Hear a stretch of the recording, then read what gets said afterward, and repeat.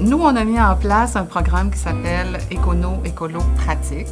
C'est un ensemble de mesures qu'on a offert à nos employés pour favoriser l'utilisation du transport collectif pour se rendre au travail.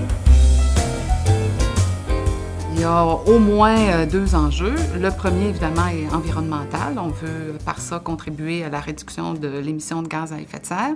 Mais pour ADM, il y a un enjeu d'attraction, rétention de personnel. Le transport collectif n'est pas tellement disponible à l'aéroport. Donc, on a travaillé beaucoup avec la Société de transport de Montréal pour avoir une ligne d'autobus directe entre le centre-ville et l'aéroport, ce qui n'existait pas.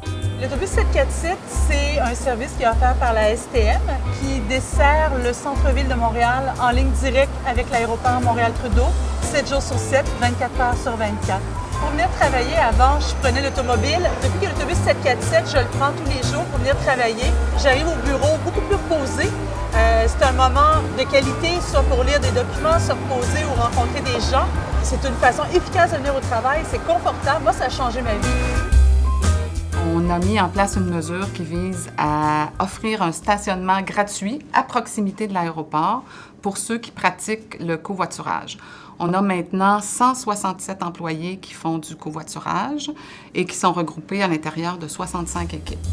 Quand ADM a sorti le programme Allego, là, nous autres, on a formé une équipe de 4 personnes, qu'on a décidé notre point de rencontre qui était stationnement à Panama incitatif. Et à partir de là, on fait chacun notre semaine. Quand on part du bureau, on a fait quand même des grosses journées ici. Je dirais que covoiturer, socialiser un petit peu, puis sortir un petit peu de la bulle du travail, c'est hyper agréable. Le trajet est plus court, parce qu'on jase, on parle. Tout ça dans ta voiture, là, t'as rien à faire à part écouter ta radio. Mais en groupe, c'est pas mal plus plaisant. On a connu un succès retentissant. C'est 27 % de la main-d'œuvre qui participe à ce programme Écono-Écolo Pratique. Et on espère être un modèle pour d'autres entreprises de la communauté aboriginale.